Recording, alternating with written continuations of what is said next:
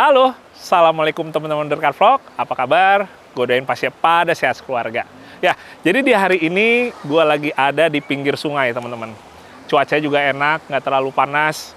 Dengerin aliran airnya juga nenangin banget. Dan di hari ini, gue akan review sekaligus test drive sebuah kendaraan yang boleh dibilang sangat memorable sejak gue kecil. Kendaraan apakah itu? Ini dia, teman-teman. Sebuah FJ40 dengan gaya off-road dengan aksen klasik yang tetap kental.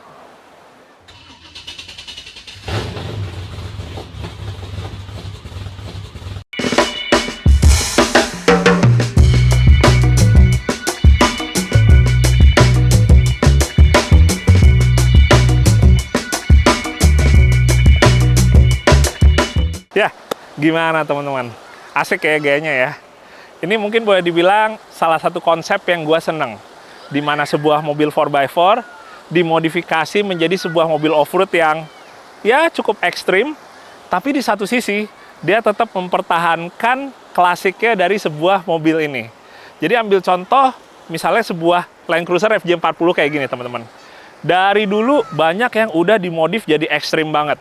Jadi kayak misalnya bagian ban, bagian aksesoris kayak bempernya, dan bagian lainnya. Tapi karena udah ekstrim banget, biasanya jati dirinya tuh udah hilang.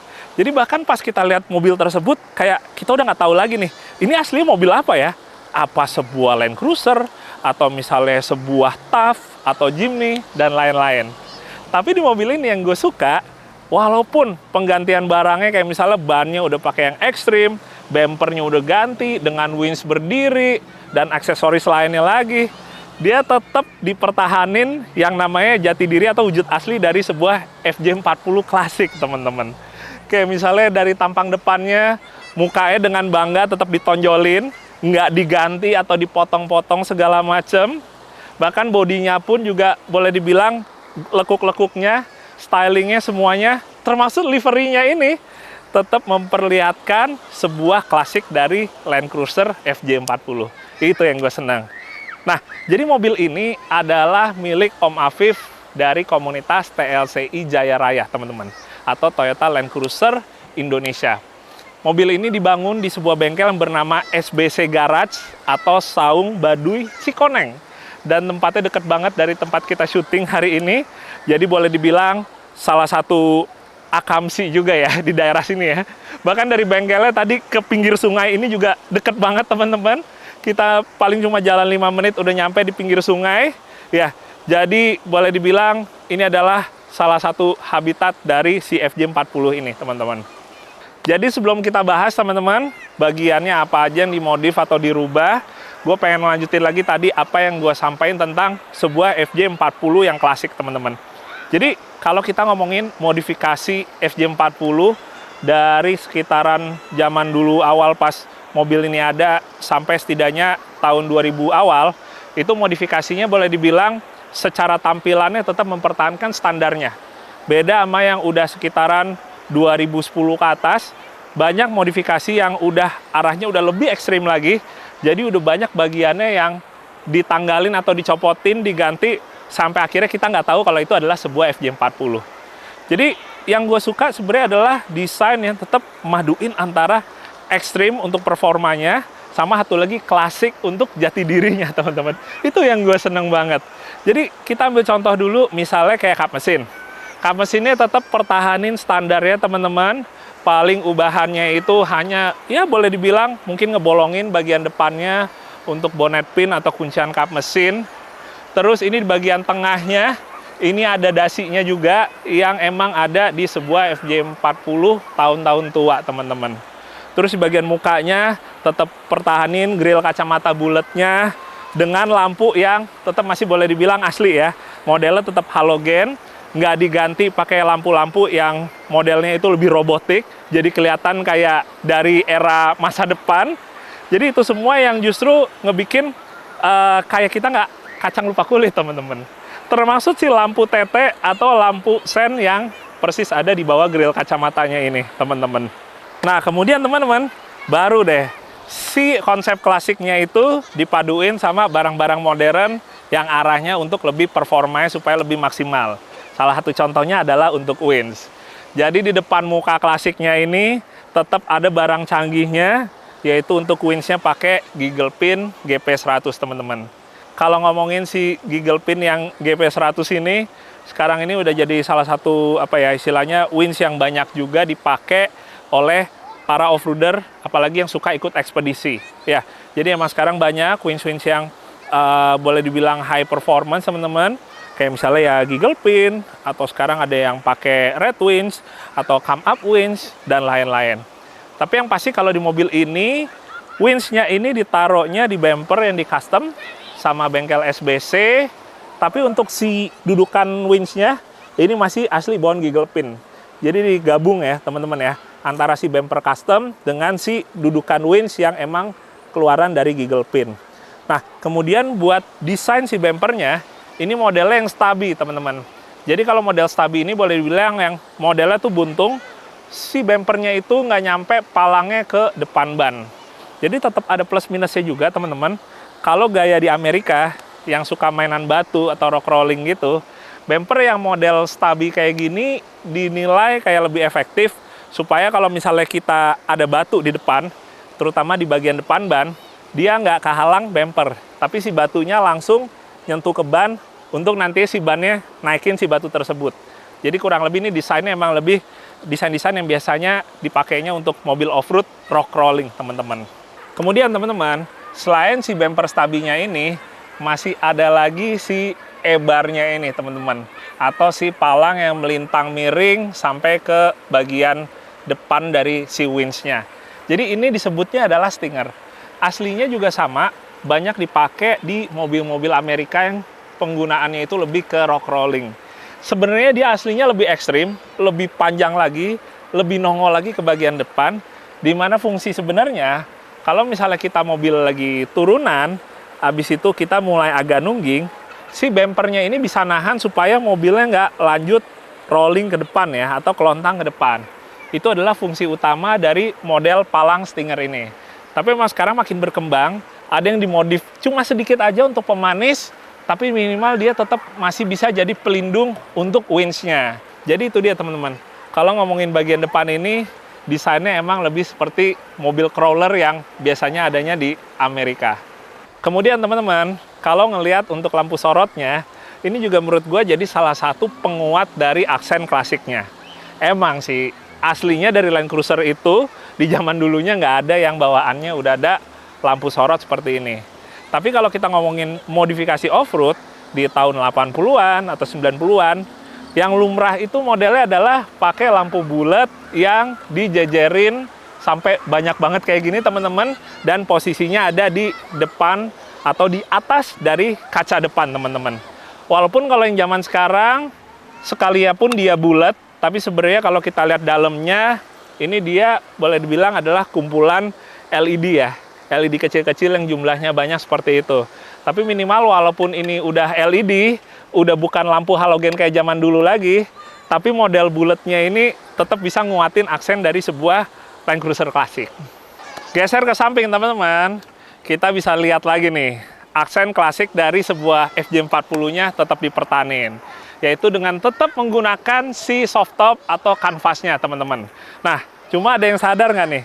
Kalau kita lihat dari model pintunya, bagian belakang, termasuk dari depan kalau kita lihat, kayaknya kok bagian atasnya lebih pendek ya teman-teman. Karena mobil ini sebenarnya udah dicop top teman-teman. Jadi untuk bagian setengah atasnya ini, dia hitungannya lebih rendah ketimbang standarnya dari sebuah FJ40. Dan itu didapat dari salah satunya motong bagian frame kacanya yang tepi bawahnya. Jadi kalau teman-teman lihat di bagian sini, itu dia udah nggak setebel dagingnya kalau masih standarnya ya teman-teman ya. Jadi bagian situ dicop atau dipotong kurang lebih sekitaran 5 cm. Jadi secara overallnya dari depan sini sampai ke ujung belakang sini, dia jadi lebih bantet lagi teman-teman. Ya, nurunnya sekitaran 5 cm. Jadi setelah udah dicop top teman-teman, ini untuk si soft top atau kanvasnya, dia dibikin ulang lagi. Terus untuk pintunya, dia tetap gaya klasik yang menggunakan pintu setengah dengan bagian atasnya yang soft top. Jadi pintunya yang half door ya. Dan karena ini adalah tahun yang boleh dibilang tahun tua, sebelum tahun 80-an, ada beberapa bagian yang klasiknya itu lebih kuat dibandingkan yang FJ40 setelah tahun 80-an. Kayak misalnya contohnya ini, menggunakan handle-nya yang masih model tua, teman-teman. Kemudian buat fender ya, teman-teman, baik yang bagian depan maupun yang belakang, dia udah sama-sama dirubah. Jadi kalau ini arahnya lebih ke arah untuk performance-nya ya, atau untuk fungsionalitasnya. Dimana bahannya, ini sebenarnya udah pakai pipa kecil yang ditutup dengan plat besi, teman-teman. Jadi dia untuk bagian depan dan belakang, boleh dibilang fender itu sekaligus untuk ngelindungin kalau misalnya pas kita lagi off-road adventure, terus kita misalnya nyender atau kena ke pohon atau kena tebing, dia sekaligus ngelindungin juga, teman-teman. Karena itu dia, ada pipa kecilnya. Dan fendernya sebenarnya yang gue suka, modelnya kurang lebih masih seperti aslinya, teman-teman. Ada yang bentuknya udah radikal, jadi kalau kita lihat dari samping, nggak terlalu kelihatan kayak sebuah FJ40. Tapi di mobil ini tetap lekukannya hampir mirip dengan yang aslinya, teman-teman. Walaupun ini wheelbase-nya udah dimelarin, teman-teman. Jadi wheelbase-nya sekarang kurang lebih sekitaran 100 inci, atau teman-teman lebih banyak yang kenalnya sekitaran 2500 mili, dimana yang bagian depannya gardannya udah agak lebih maju, yang bagian belakang ini juga udah lebih mundur. Makanya kelihatan ini si rongga untuk bannya ya, atau wheel arc-nya itu kayaknya lebih dominan ke arah belakang situ, teman-teman. Biasanya kan potongannya di sini nih. Tapi ini lebih potongannya banyaknya yang di bagian belakang. Itu dia. Udah dapat 100 inch, dan ini boleh dibilang salah satu wheelbase yang apa ya, kalau buat gue pribadi sangat ideal buat kita pakai off-road. Nggak terlalu pendek, jadinya gampang ngangkat, nggak stabil kalau kita ngelewatin jalan yang nggak rata, tapi nggak terlalu panjang juga, yang ngebikin manuvernya susah, dan bagian tengahnya brake over angle-nya sering bikin mobilnya gantung. Jadi pas banget 100 inci. Nah, yang nggak kelupaan, teman-teman, karena mobil ini juga tetap bukan cuma klasik ya yang pertahanin, tapi fungsionalitas untuk dipakai off-road beratnya juga dapat. Jadi bagian atasnya ini masih ditambahin slider, teman-teman. Ada yang bilangnya ini roll cage luar, tapi kalau misalnya gua ngelihat sebenarnya lebih ke arah slider. Jadi fungsinya hanya lebih untuk ngelindungin kalau misalnya kita nyender-nyender pohon atau tebing yang berpotensi kena di bagian atas ini. Jadi bagian atasnya dilindungin slider supaya si kanvasnya nggak sobek kalau misalnya nyeret.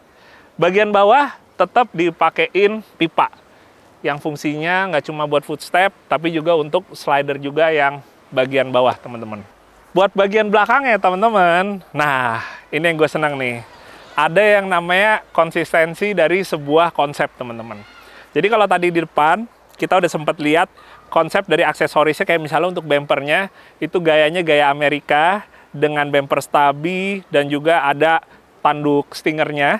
Bagian belakang juga ini konsepnya seperti yang biasa kita lihat di mobil-mobil rock rolling di Amerika, teman-teman. Jadi modelnya untuk si dudukan ban serepnya seperti ini. Jadi emang ada plus minusnya juga, teman-teman.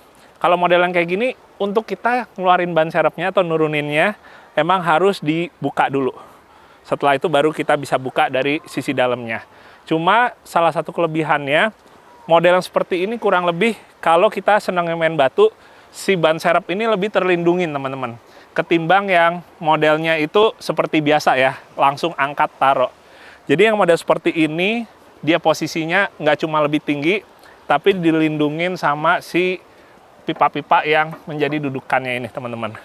Jadi itu dia, lebih minim dari yang namanya dia dudukannya bengkok karena kejedot sama batu. Nah, kurang lebih seperti itu. Terus buat bumper belakangnya, ini custom juga. Dan ada winch belakangnya juga, ini pakai come up winch, teman-teman.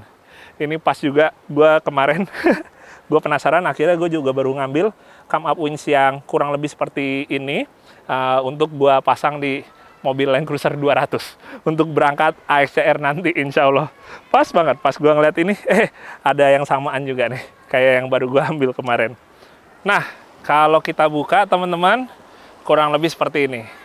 Di swing ke samping kiri, ini kunciannya tinggal dibuka buat kanvasnya, dan bagian bawahnya tinggal kita buka gini. Nah, jadi kurang lebih kita bisa ngelihat langsung di depan kita ini ada tangki custom bahan aluminium untuk bahan bakarnya, kurang lebih kapasitasnya sekitar 100 liter. Dan yang gue suka sebenarnya lebih ke arah untuk kompartemen barangnya, teman-teman. Jadi kalau kita off-road adventure atau ekspedisi, salah satu yang sangat disarankan adalah pertama, kita itu ngebuat kompartemen supaya kita naruh barangnya lebih terorganisir, teman-teman. Dan seperti biasa, jangan lupa, ini juga sekaligus juga tips, kalau kita naruh barang-barang yang lebih berat, itu posisinya usahain ada di bawah. Jadi ambil contoh, kalau misalnya sekarang, misalnya teman-teman ada yang bawa serep-serep yang kaitannya mungkin sama kaki-kaki yang berat, itu taruhnya bisa di depan tangki sana, teman-teman, di bagian yang lebih rendah. Bagian yang tengah bisa buat alat masak, buat peralatan lain, tools-tools yang muat masuk ke dalam kotak peluru, itu bisa di tengah. Yang lebih ringan lagi, kayak misalnya untuk tenda, untuk kursi, untuk alas tidurnya ya, atau matrasnya, bisa di bagian yang paling atas. Sementara buat yang di sisi kiri, ini ada 2 jerigen, satu untuk yang air bersih, satu lagi untuk yang bahan bakarnya, teman-teman. Dan buat si pintunya ini ternyata dari bengkel SBC, dia didesain sekaligus juga untuk meja. Jadi begitu udah kita buka ini bisa untuk kita jadiin tempat apa istilahnya kita makan ya dan lain-lain. Berikutnya teman-teman, kalau kita ngomongin untuk ban dan velgnya, ini jadi satu hal yang boleh bilang jauh dari aksen klasik ya teman-teman ya. Jadi untuk ban dan velg tetap lebih orientasinya untuk performanya dan fungsionalitasnya. Jadi buat bannya ini pakai ban Extreme Tracker ukuran 35 10,5. Dan untuk velgnya ini pakai velg XT Wheels.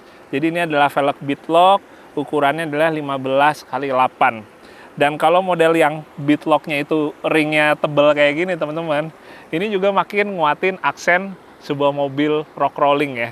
Jadi biasanya kalau mobil rock rolling itu, dia si ring Bitlocknya ini lebih tebal teman-teman, atau kurang lebih lebar gitu. Kenapa? Karena kalau kita off-road pas lagi di batu-batu gitu, dia potensi untuk si batunya itu ngenain bagian dari dalam velg itu lebih gede teman-teman. Itu dia kenapa si ringnya itu dibikin lebih lebar lagi. Dengan lebih lebar lagi, jadi harapannya si batu itu yang bisa kena ke misalnya baut nap roda, atau kena ke pentil ban, atau ke mur rodanya, itu kansnya jauh lebih kecil teman-teman. Itu dia makanya kalau yang kita biasa suka off-roadnya itu lebih ke arah batu, pakai velgnya yang Bitlocknya lebih tebal kayak gini nih. Sementara kaki-kakinya teman-teman, pertama kalau untuk gardannya, ini baik yang depan sama yang belakang masih tetap menggunakan gardan bawaannya ya. Jadi tetap pakai gardannya FJ40. Cuma bedanya untuk isiannya, itu dia udah pakai as roda dari Longfield, dan juga untuk final gearnya udah diganti dengan rasio yang lebih low, yaitu 737. Sementara untuk depan maupun belakang, itu juga diisi locker juga, pakai ARB air locker.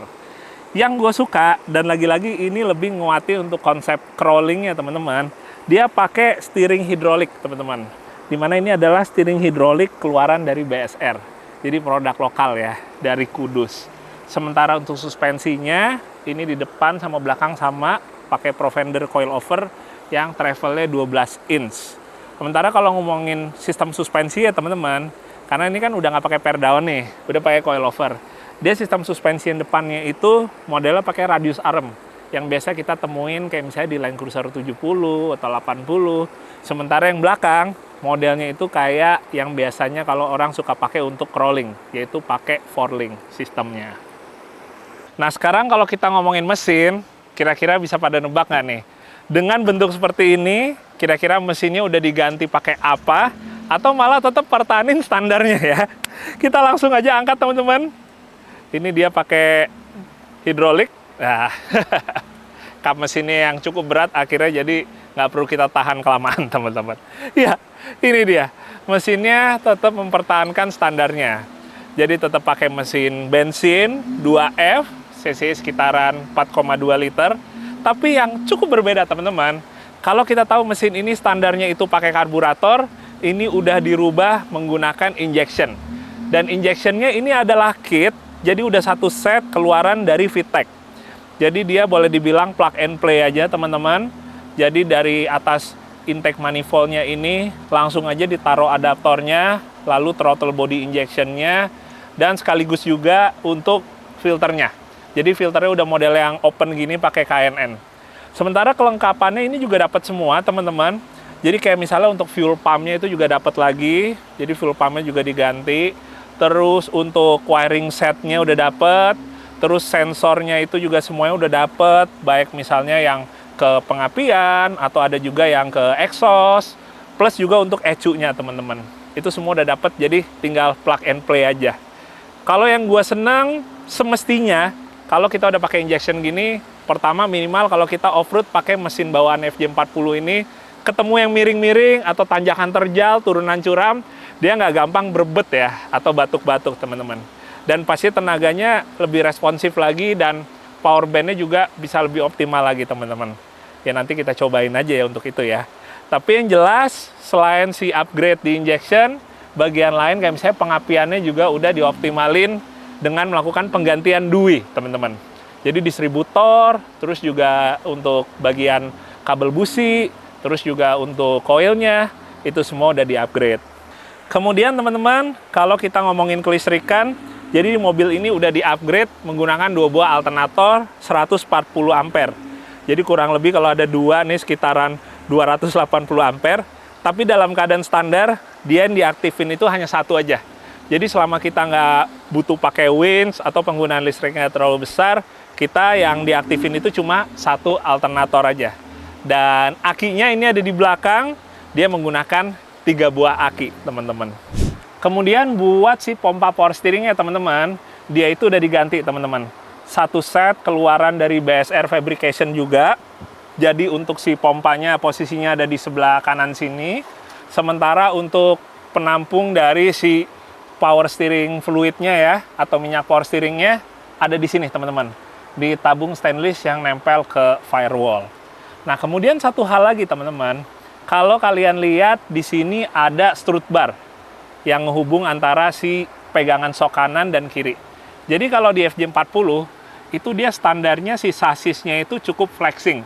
Jadi sasisnya cukup lentur. Dalam artian sebenarnya antara sasis yang sebelah kanan dan sebelah kiri itu pergerakannya lumayan banyak teman-teman. Di satu sisi mungkin ada kelebihannya, tapi satu sisi buat off-road terlalu lentur juga. Yang ada tuh jadi banyak yang suka ke pelintir teman-teman. Jadi untuk ngejaga stiffnya saat kita off-road, ini salah satu hal yang penting adalah kita masang strut bar ya, yang megang dudukan sok kanan dan kiri, supaya si sasisnya itu kalau lagi travel nggak terlalu banyak mainnya kanan sama kiri. Kurang lebih seperti itu nih. Oke, bismillah. Sekarang kita lihat bagian interiornya, teman-teman. Iya, assalamualaikum. Wah, gua kalau udah masuk ke dalam sebuah FJ40, rasanya seperti sedang kembali lagi tamasya di era kecil, teman-teman. Dan ya terus memorinya terus berlanjut sampai udah ke sekarang-sekarang ini, karena itu dia banyak pengalaman terutama di dunia off-road yang gue dapat dari sebuah FJ40 ya. Jadi begitu masuk ke dalam seperti sekarang ini, rasanya seperti langsung ingat lagi ke kenangan-kenangan masa dulu teman-teman. Nah tadi karena gue bilang mobil ini udah dicop top, atapnya udah dipendekin, jadi salah satu konsekuensinya adalah kalau buat kalian yang posisinya lumayan tinggi badannya, pas duduk itu dia cukup rapet ke bagian atasnya. Tapi menurut gue ini masih chop top yang hitungannya safe, masih aman. Jadi sekalipun yang hitungannya lumayan tinggi kayak gue, space ke atasnya masih tetap cukup teman-teman. Jadi safety-nya tetap insya Allah tetap bisa dapat seperti itu. Nah kalau pertama gue pengen ngomongin dulu untuk roll cage-nya ya. Jadi roll cage-nya ini udah dibikin 6 titik. Dari yang A, yang depan, terus untuk bagian yang tengah, yang B-nya, terus yang C-nya di belakang sana. Yang tadi sempat kita lihat waktu ngebuka bagian belakangnya. Jadi udah 6 titik, udah safety-nya udah sesuai teman-teman. Di bagian sini, ini penting banget. Karena kalau kita masuk ke sebuah FJ40, apalagi yang udah tinggi gitu, kita butuh ada pegangannya ya.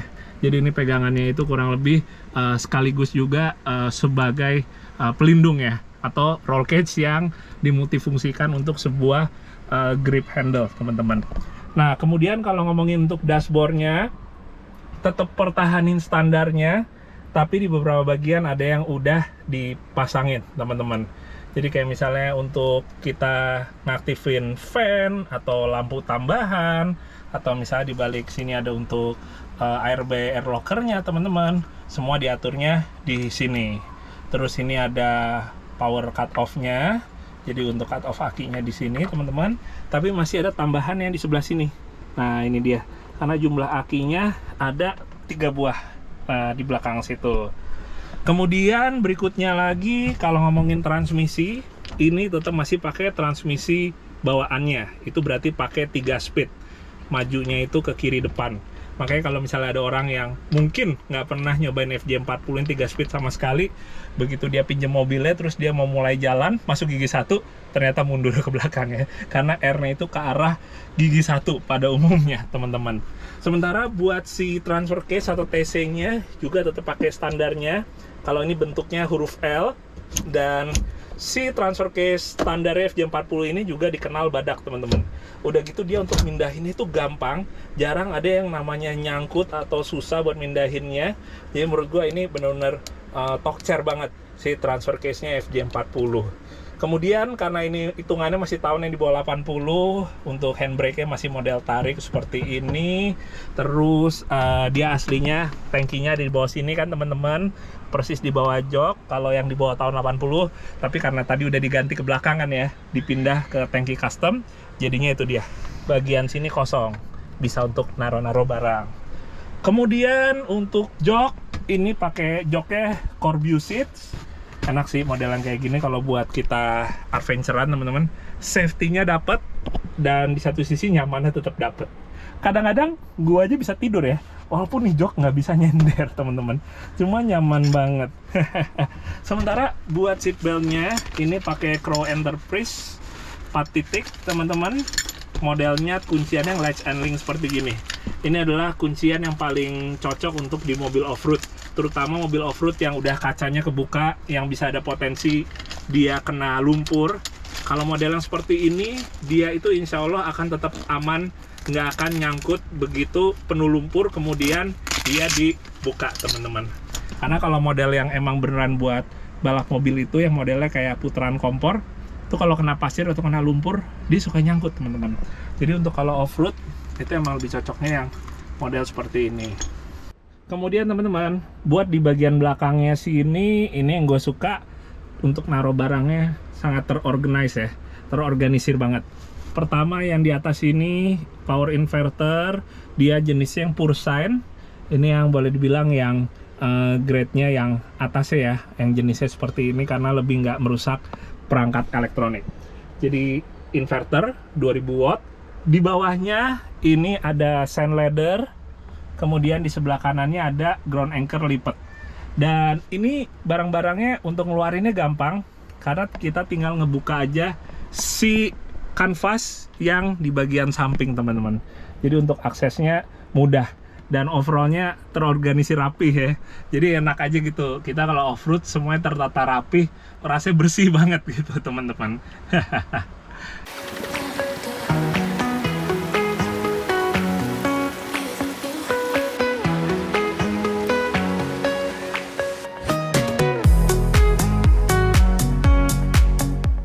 Oke teman-teman, saatnya kita untuk test drive sekarang. Tapi yang beda sekarang gue ditemenin sama Rindra nih, jadi navigator gue. Akhirnya gue masuk TV lagi, Jack.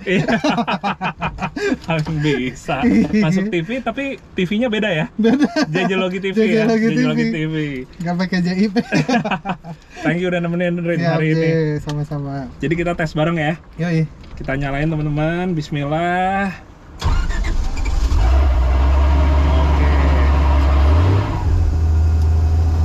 Oh, AC dulu ya, penting nih. Tadi gue lagi nyari tuh, tombolnya belum.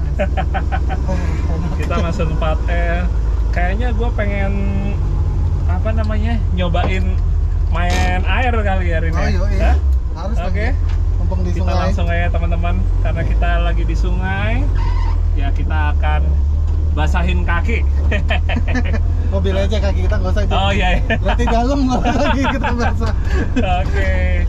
Kita akan berpindah dulu teman-teman ke bagian yang cetak-cetak dulu ya Rin ya? Iya. Biasanya kita awal mulai emang mesti cetak-cetak dulu. mulai dari yang cetek-cetek ya. Sekaligus pemanasan. Benar. Iya. Tapi ini lebih bukan manasin sih nih, ngedinginin kayak kaki. Jadi arahnya kemana, Rin?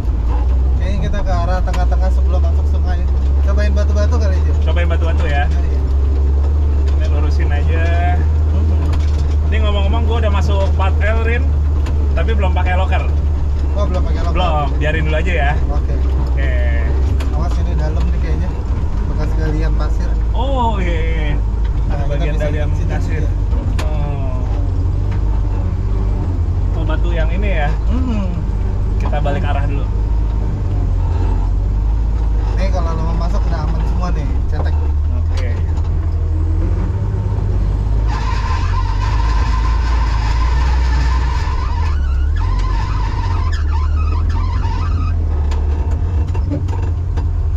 Oke, kita coba Rin ya. Naik batu gede nih. Kita pakai locker belum nih? Belum gua pakai locker. Pakai locker. Kita coba pakai locker ya. Ya, iya. Agak lumayan dangak ya batunya. Batunya gede. Lumayan gede aja. Pelannya nyalain. Ke depan, oke kita tempel lagi teman-teman. Sekarang pakai locker ya, sampai nempel baru digas. Oke, lumayan. Iya. Batunya lumayan gede tapi nggak mentok ya. Iya. Oke, kita ceburin sini ya. Caburin. Kemana Bapak Cece mau? Oke, matiin dulu depan. Asik, asik ya. Ya. Smooth ya. Yuk, aduh gue terus. Baru ya, tadi sempat ngobrolin soalnya karena chop top, jadi atasnya kan Iya, bagian rapet pendek nih. ya. Iya. Pakai masih pakai kom. Oke. Agak gas ya. Yoi.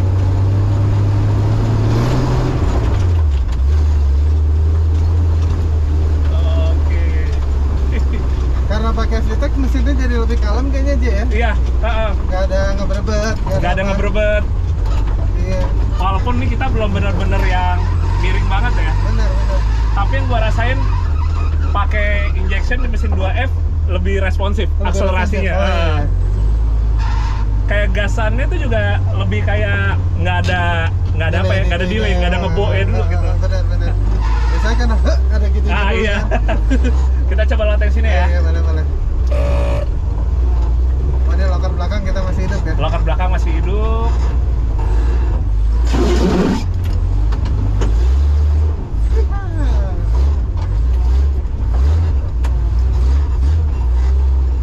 Oke.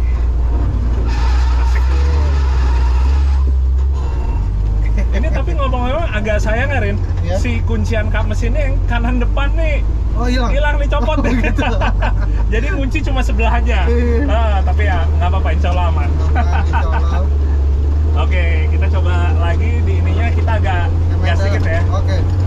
Ini kita bisa depan lagi aja. Depan lagi ya. Depan lagi yang sekarang. Oke. Sini ya masuknya ya. Siap.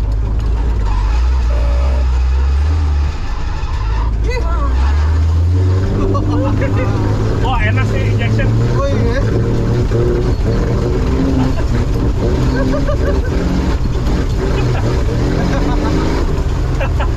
Tapi karena open filter. Open filter. Itu Dia kena dia. air dikit langsung. Makanya itu dia.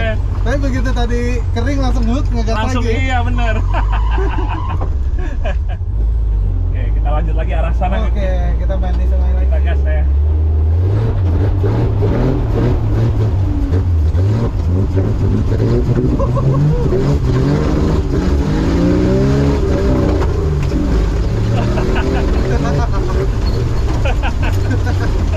Tapi kayak kaki enak sih ya. Kayak kaki ya. enak sih ya. Ini kurang karena open filter aja sih. Karena open filter, jadi begitu Bener. airnya naik langsung. Kesedot. Iya. Keselak. Sekarang coba masuk sini Erin ya. Oke. Belum lihat sini. Oh, cetek. Bismillah.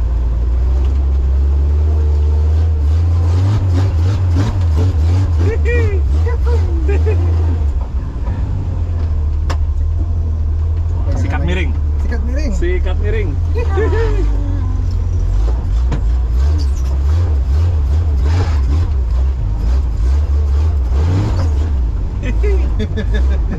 Miring-miring juga masih enak aja ya. Masih enak. Nggak ngebuang gitu bodi. Ah, Masih aja. Yang gede di batunya aja.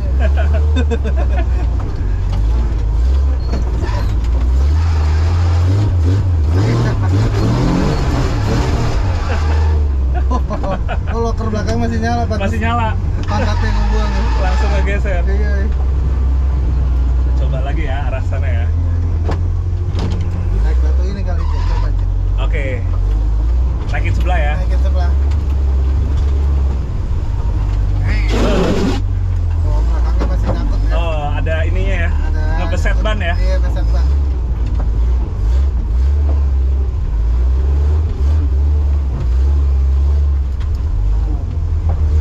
Gas dikit ya. Ya, iya. Sabar deh, batu. Iya.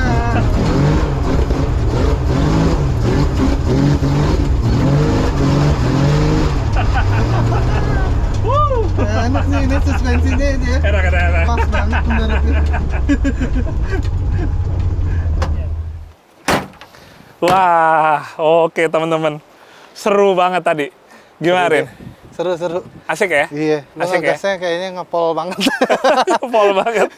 Cuma sayang karena emang open filter ya. Jadi benar, begitu digas lewat sungai, rada blebek-blebek. Iya. Kayaknya lo ada kangen-kangen sama serigala militian. Kayaknya sih. Zaman masih pakai mesin 2F. Benar. Tapi kalau yang udah suka off-road pakai 2F gitu, teman-teman, begitu kita kayak di-upgrade jadi injection gini, berasa banget bedanya. Berasa banget ininya ya, karakter si 2F-nya ya. Karakter 2F-nya berasa, peningkatan tenaganya juga berasa banget. Iya.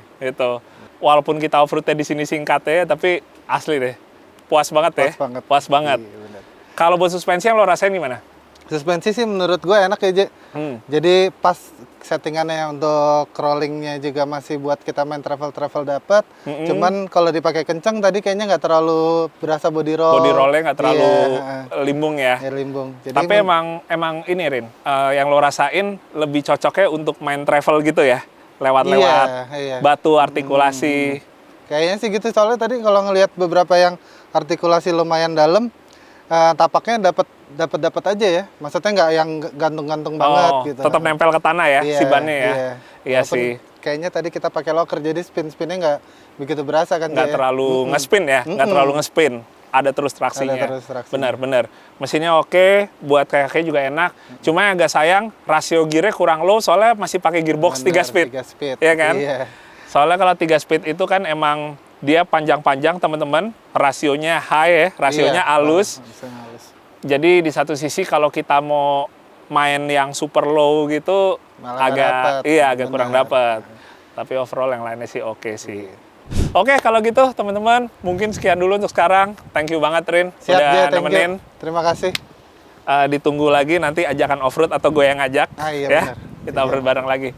Oke teman-teman, sekian dulu untuk video kali ini. Semoga menghibur dan juga pasti bermanfaat. Dan kita ketemu lagi di video yang berikutnya. Jangan lupa kalian juga untuk follow Instagram Rindra Pradipta. Dan juga kalau mau nonton lo sekarang di mana? Sekarang belum ada nih channel. Oh, belum ada. Iya. Ya udah, minimal follow dulu Instagramnya sambil lihat update-update sekitaran off-roadnya ya. Nonton gue di channelnya JJ aja. Kadang-kadang nongol. Siap, sekali lagi Thank you, kirim. JJ ya. Oke teman-teman, sampai ketemu lagi ya. Sehat-sehat buat kalian semua. Assalamualaikum. Waalaikumsalam.